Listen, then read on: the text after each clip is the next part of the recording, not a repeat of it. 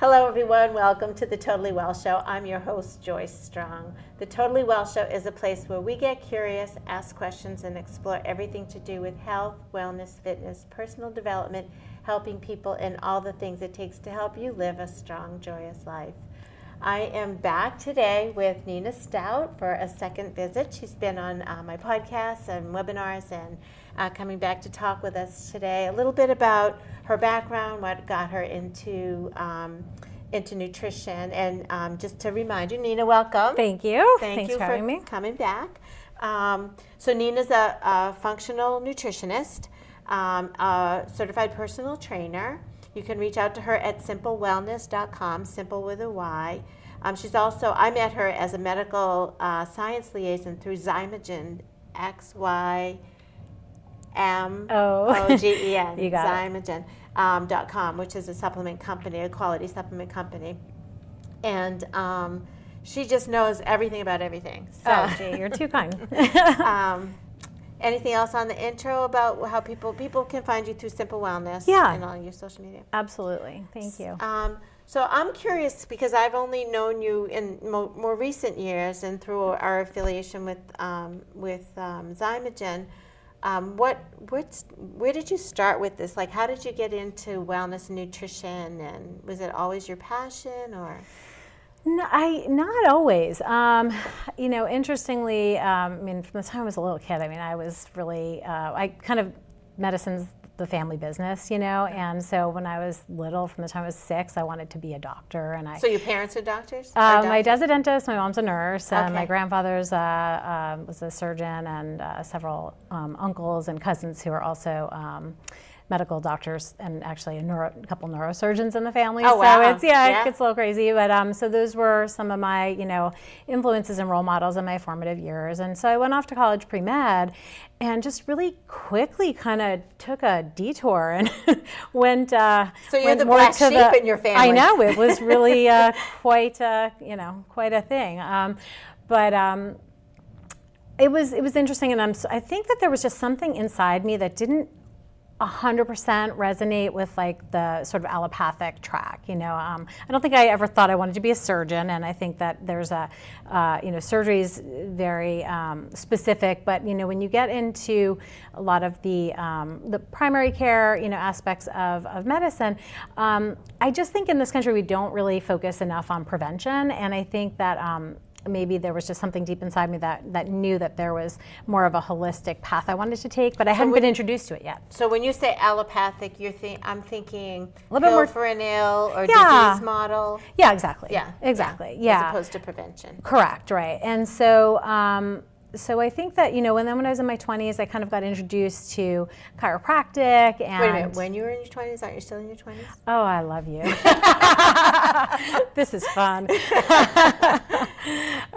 So, that was the beginning. I kind of got introduced to chiropractic, and then a lot of that just the, nutritional interventions and things like that just really resonated with me. And then I ended up going down that path, and there was a family member who we worked with who kind of had his own line of supplements, and I started doing some health coaching there. And then I went to the School of Integrative Nutrition, Institute for Integrative Nutrition in New York in 2007, and that was a wonderful program. And so became a nutritionist, board certified holistic nutritionist, certified personal trainer. And now I'm getting my master's in nutrition and functional medicine, and I've been in this field since 2002. So, wow. Yeah, it's been a fun ride. It's really fun seeing a lot of, like I was saying earlier, a lot of the a little bit more traditional medical doctors kind of piquing their interest being piqued around this whole thing with, okay, if we do some dietary interventions. Some things change for these patients, Yeah. There's a really neat, I don't want to get too sidetracked, but there's a really neat allergist in Rhode Island who was, doing all of the traditional allergy things, and skin prick and different, interventions that were more traditional. And all of a sudden he realized, oh, if we change their diet, their skin rashes go away and their wheezing improves and different things. And he's become a functional medicine trained practitioner. And so things like that are really exciting to see, because I think in this country we can do a little bit better with prevention. But I've even had some, I know some of these people with some chiropractic functional neurologists. Absolutely. Who are interested in having me work with them to support what they're doing with their patients. So there's, traditional, if somebody has a concussion, they'll start off with a neurologist with an MD, but then the chiropractic is more adjunctive to that. Yeah. And then now they want to bring me in because I can do a little bit more hand holding or high touch support that this work needs, behavior change and stuff like that. So there's one thing to prescribe it, there's another thing to execute it, and they're two different skill sets. And so it's really fun to see how we're all like getting together as a team and helping, as opposed to I'm the right ear doctor, you're the left ear doctor. Right, not so siloed anymore. There's a lot more integration and which is why we call it integrative medicine. There you go. Exactly. Well, you're actually making me think of kind of an interesting segue into, I know our topic today is a little bit more around fasting and things like that, but a lot of the integrative approach and the chiropractic neurologist approach to concussion care actually does incorporate a window of fasting, right? To just kind of give the body a rest and let the brain, heal and rest as well. Yeah. And so, so that might be an interesting topic about, or an interesting segue into, our topic today, because fasting is not something that comes very naturally or very easily, especially to most Americans. But not if you're used to the standard American diet. It's very natural to the body. Fasting. That's true. Very historical, but not necessarily part of our society. At this point in time. Not at all. No, and it's hard. I mean, especially when you're not used to it, because a lot of the sort of commonly prescribed dietary approaches over the past 10 years or so has been kind of maybe 6 small meals a day and more of a grazing approach to keep blood sugar level. But again, that's another segue, because we're going to be talking about the fact that blood sugar can be kept level in a lot of different ways, not just by constantly feeding and introducing glucose, right, to the body. It's interesting. I just interviewed somebody that's basically their framework. And again, it comes down to one size doesn't fit all. Sometimes we'll try some different things depending on what the history has been. Right, and where they're at in their process, right, their healing process. There were two things that I did a survey recently to SurveyMonkey, to ask people questions like, what's your burning question? And 2 words came out: intermittent fasting and keto. So I was hoping today that we get to touch on those a little bit. Yeah, some of my favorite topics. Yeah. Yeah, absolutely. You're right. It's definitely, the most Googled, dietary trend, for the past 2 years. Yeah, both of those words I think are really up there, because again, people want clarification and.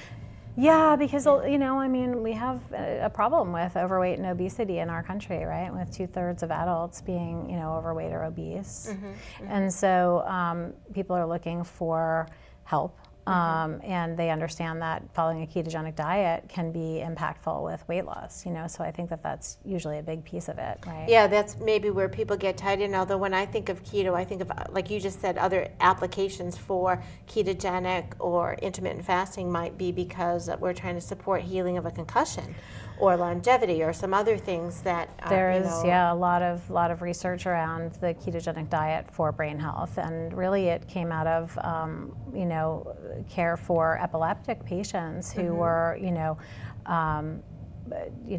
dealing with seizure disorder that really wasn't responding to medications at the time. I think this was in the early 1900s, and it was first applied medically. Can you help to define for our guests what a ketogenic diet is, like what that word means, and because the reason I'm asking is people will say, yeah, I'm doing keto, like almost like it's a brand. Right. And like I should know what they're doing, and I'm like, I have no idea what you're doing.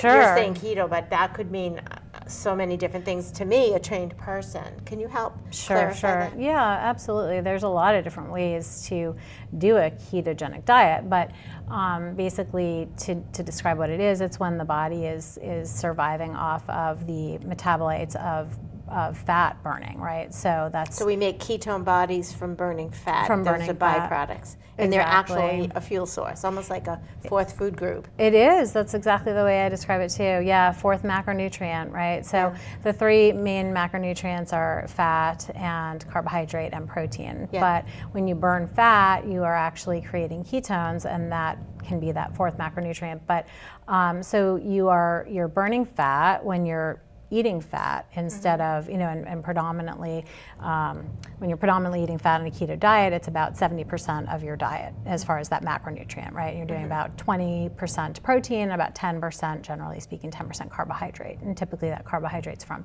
very low glycemic or low sugar type fruits, and very small amount like berries, and maybe leafy green vegetables that have carbohydrates in them. But you're predominantly surviving off of the fat that you're eating, and then that's being converted and burned into ketones. So yeah, ketones can be used immediately by neurons in the brain and muscle cells, and so you can survive very well mostly on ketones. And then there's another process by which you can produce some small amount of glucose for the brain through gluconeogenesis, but we don't need to get into that. But in any case, some people worry, oh my goodness, if I'm not, taking in carbohydrates, or I'm not, burning glucose, I can't, my body is not going to make it, but we didn't survive this long without being able to make sugar. Fasting is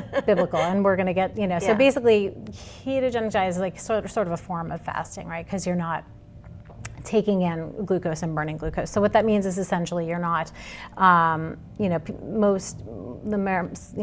American diet is mostly, it's like the opposite of the ketogenic diet. So it's like 70% carbohydrate, right? And mostly refined processed carbohydrates, right? In the form of, white rice and bagels and pasta and different things like that. And so when you're ingesting those kind of foods, you're essentially just converting starch to glucose really quickly, and the body kind of gets used to having that very fast fuel.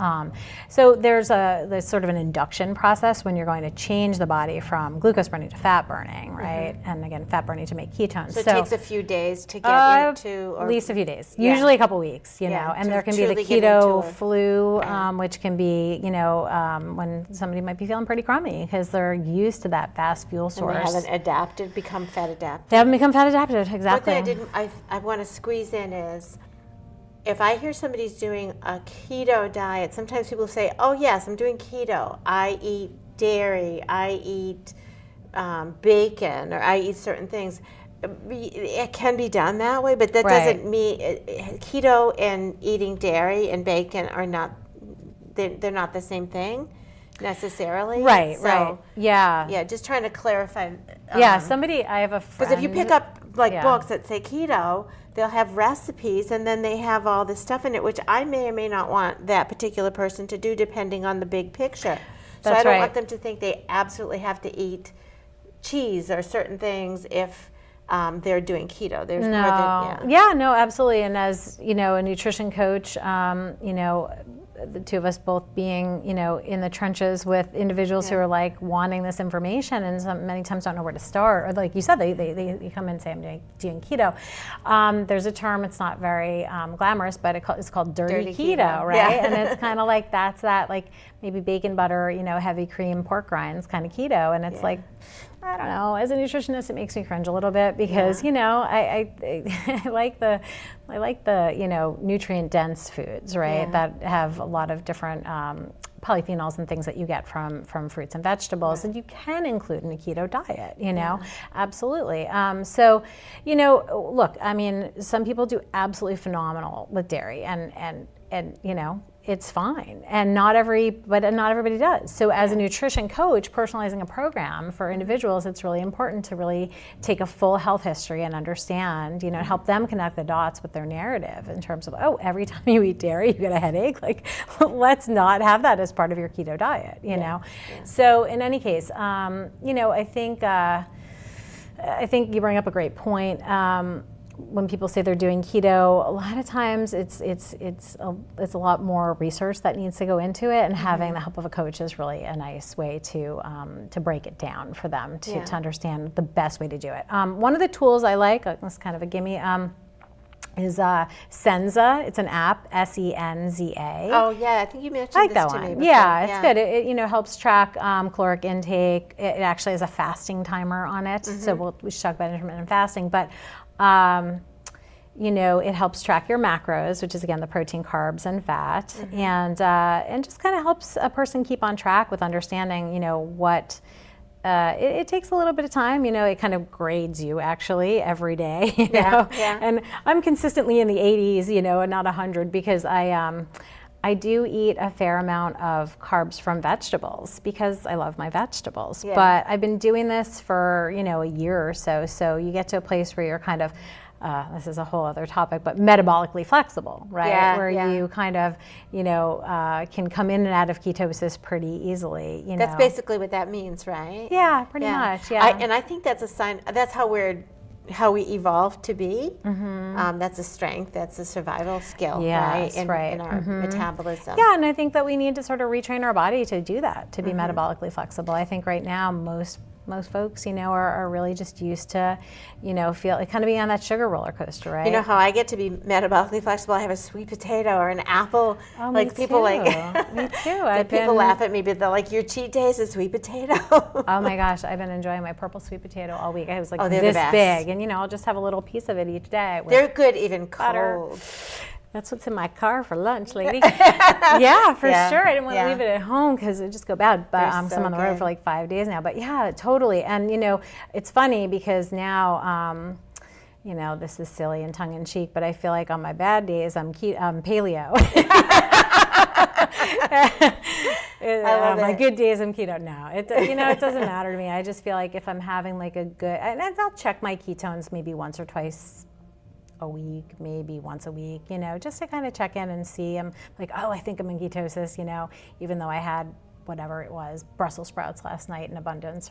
I know, I sound like such a nerd. But I find that when I have carbs in abundance, which are healthy carbs, like vegetables or root vegetables, say, things like that, my weight stays stable, everything stays good. It's just, like you said, it's just exercising that muscle to be metabolically flexible. And yes, and you know what? Sorry, not to interrupt you, but I think that one of the things that supports that metabolic flexibility is the intermittent fasting.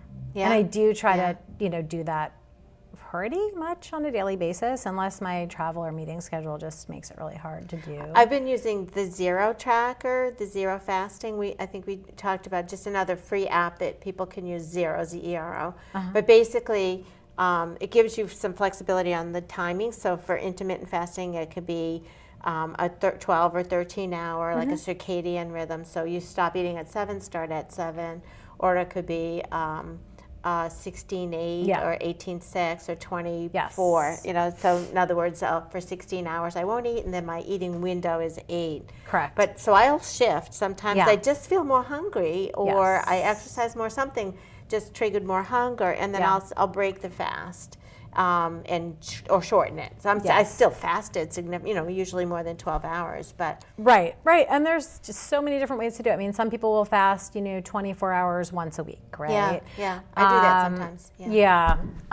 For me, I tend to do more of that daily intermittent fasting, which is a 16-8 or something like that. And again, for your listeners, it's kind of like, just to use my example, I'll try to eat dinner and finish dinner by 6:30, and if I'm going to fast for 16 hours, I won't eat again until 10:30 the next morning, right? And so, it doesn't work for everybody, but for me, I like to do a fasted workout. So that'll be at about 6:30 in the morning. So that's at about the 12-hour fast point. And if you're fat adapted, I think I've seen people be able to shift into that gradually. Because if they Correct. try to do it abruptly and they're Right. not healthy to begin with. Right, and that's what we were talking about, right? In Yeah. terms of like with the keto diet, you're burning fat because you're ingesting mostly fat, and it's the same thing when you're fasting. So it's actually a lot easier to fast when you're fat adapted because you're eating a ketogenic diet, because it's the same thing. In a fast, you're burning So stored those two fat. things can go to support each other. They intermittent go fasting very and well keto. together. Yeah, They really do. Yeah. Yeah. that's what I think.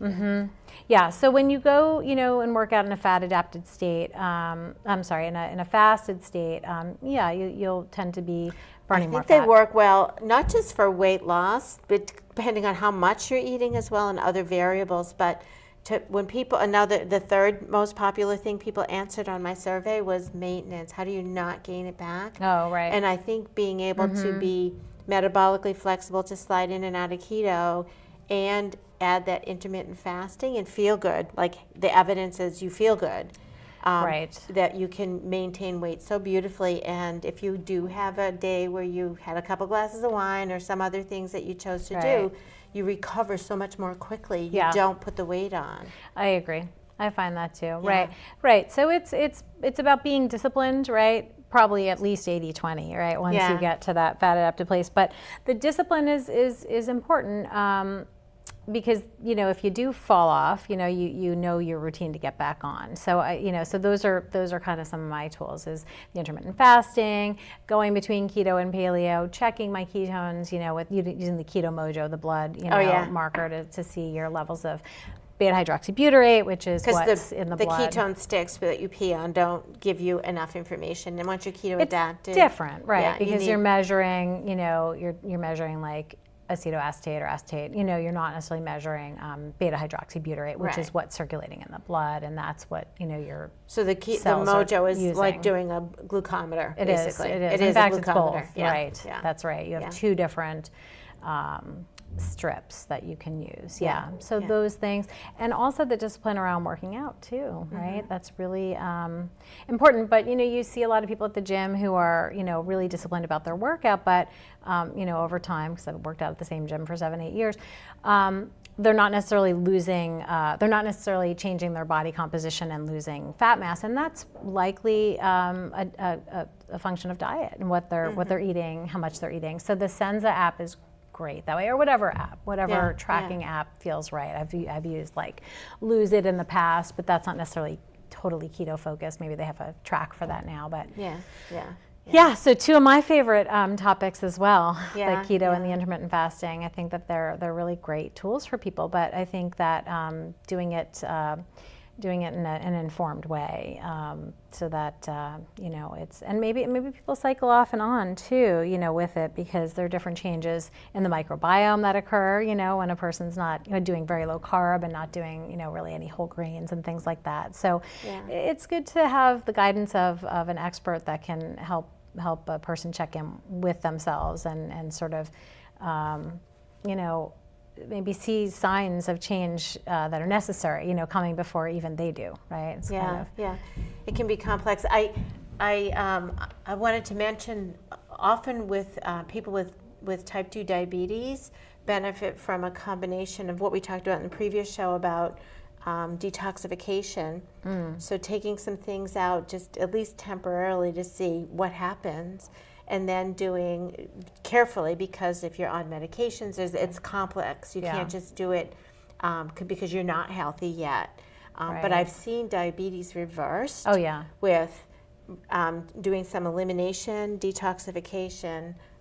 So elimination meaning take the food out of the diet for a while. Detox meaning put in nutrient dense, and then using some ketogenic range, and when you're ready, gradually grow to some intermittent fasting slowly, and having the person completely in a very short time come off of medications and have normalized insulin and glucose and A1C. There's a lot of evidence in the literature for that approach to diabetes management, care, reversal, et cetera. Actually, the book I have right here, Dr. Jason Fung, he's a nephrologist. The Complete Guide to Fasting. He's a nephrologist in Toronto, and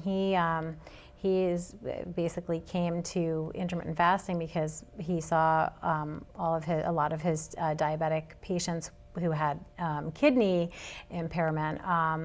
He was kind of at a loss as to how to help them change their diet. And he's really interesting because he went to the whole, you know what, it's easier to tell a person not to eat anything rather than to like sit down and have the time to, I mean, that's where health coaches come in, is to take the time to help a person really change their diet for the better. But, as a busy medical doctor, I think he was just like, I'm just gonna tell people not to eat. So that's where he came up with like the whole fasting plan. So I know it's kind of opposite of what you just said, because you do really need to be very cautious, especially if a person's on medication with type 2 diabetes. But, in a structured way, looking at their medication, he does tons of fasting. He has a whole different model of what insulin resistance is. Oh yeah, he's all about he's very how to not thinking. Spike the insulin. That's all. But he even defining or attempting to define what it is. He's just much more open-minded and forward-thinking in his approach. And I do appreciate that it's easier to for me. It eliminates and it helps me with my clients too. Decision fatigue. I didn't realize how much time I thought about that topic too. Let's talk about that next time. Yeah, but all the times you have to think about food and make a decision. Should I? Shouldn't I? Yeah. It just simplifies it. Yeah. I'm going to have I'm going to have 2 meals a day or 3 meals a day in this period. I'm going to have what I want. It's all going to be nutrient dense. And then it just, it's always got protein. It's always got vegetables. It's always got fat. Oh, I can have fat. Oh, that's great. I can have an avocado. I can have nuts. I can have these things that I'm usually on a diet and thinking I can't have. I'm not on a diet anymore. Well said. Exactly. Yeah. Exactly. So yeah. Kick the diet to the curb and start eating. Start eating. But, like you said, I mean, he talks about, frequency of eating too. Why was there less obesity in the 70s? Yeah. We were not eating all the time. Yeah, all the time and all the junk. I think it was Peter Attia talked about, he held his hand like this, 3 vectors, and it's when you eat, it's your macros, so it's what you eat, and it's how much you eat. Yeah. And then I would add another one and saying, and is it inflammatory? Yeah, for sure. Yeah. Yeah. And your mindset when you eat. Really, we could go but deep really on simplifying it, right? For sure. Yeah. I like it. So, well, I really love talking with you. We have endless things to talk about. I hope you'll come on and do it again. Oh, please. Thank you. And maybe do some more webinars and things like that to help teach, because it's just so much fun to explore it, think about, am I in the right path? Because I get a lot of validation from you as well in my own personal journey. So I appreciate it. Aren't you so kind? Thank you so much for having me on. It's been a blast. Yeah, thank you.